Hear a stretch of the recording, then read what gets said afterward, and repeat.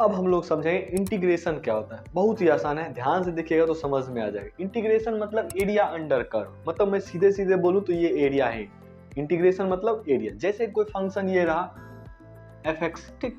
अब ये फंक्शन का ग्राफ है, ये आपका y एक्सिस है, ये x एक्सिस है। तो x1 से x2 में मान लेते हैं उसका जो ये वाला कलर्ड वाला एरिया है, ये एरिया क्या है, लेमडा है। क्या है, लेमडा। पक्का ना। अब आप इस फंक्शन को पकड़िएगा, पकड़ लिए, ठीक है। अब ये dx छोटा सा एलिमेंट लेते हैं, डिटेल में आप मत जाइए, बस इतना समझ लीजिए इस फंक्शन को हम इंटीग्रेट करेंगे तो फिर dx लगाएंगे, ठीक। उसके बाद इन दोनों को मल्टीप्लाई करते हैं, मतलब f ऑफ x dx हो गया। अब यहाँ पे एक स्नेक वाला सिंबल लगा देते हैं। ये सिंबल किसका है, इंटीग्रेशन का, ठीक। कहे कहे आप ऐसा भी देखिएगा तो मतलब ये सब आगे वाला बात है, फिलहाल के लिए इतना समझिए। ये किस चीज का सिंबल है, इंटीग्रेशन का, ठीक।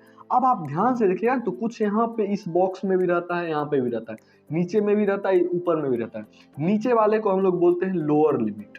क्या बोलते हैं मेरे भाई, लोअर लिमिट। लिमिट मतलब कि कहां से कहां, कोई लिमिट में ही ना आप इंटीग्रेट करिएगा। ये नहीं ना कि पूरा फंक्शन को इंटीग्रेट कर रहे हैं, नहीं ना कर रहे हैं, तो मतलब कोई लिमिट लगा दिए कि यहाँ से यहाँ तक नहीं, हमको एरिया चाहिए। ये आपका लोअर लिमिट हो गया, ये आपका क्या हो गया, अपर लिमिट। आया समझ में, ये इसको क्या बोलते हैं, लोअर लिमिट और अपर लिमिट। इतना बात समझ में आ गया, यही है इंटीग्रेशन का मतलब। आया समझ में। अब यहाँ तक समझ गए कि इंटीग्रेशन मतलब एरिया होता है। अब ये बेसिकली दो टाइप का होता है, एक डेफिनेट इंटीग्रेशन, दूसरा क्या होता है, इनडेफिनेट इंटीग्रेशन। डेफिनेट इंटीग्रेशन मतलब हैव लिमिट, मतलब इसके पास लिमिट होता है। जिसे यहाँ पे जो मैं बताया था कि लिमिट है, तो ये क्या है, आपका डेफिनेट इंटीग्रेशन है। आया समझ में। अब देखिए इनडेफिनेट इंटीग्रेशन मतलब इसके पास लिमिट नहीं है, देख रहे हैं लिमिट में नहीं लगाया हूँ। तो अब इसमें क्या होता है, इसके लास्ट में हम लोग एक कांस्टेंट c को ऐड करते हैं। मतलब देखिए इसको इंटीग्रेट करेंगे तो समथिंग कुछ आता होगा, मान लेते हैं लेमडा 1 आया, ठीक, लेमडा 1 आया, इसका इंटीग्रेशन।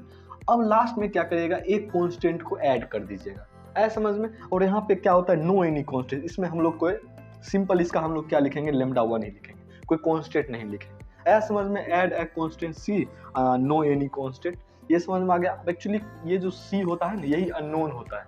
क्या होता है, अननोन होता है, क्योंकि लिमिट नहीं गिवन होता है। ये ज्यादा नहीं देखना है, डिटेल में नहीं जाना। इतना बात समझ में आ गया इंटीग्रेशन क्या होता है।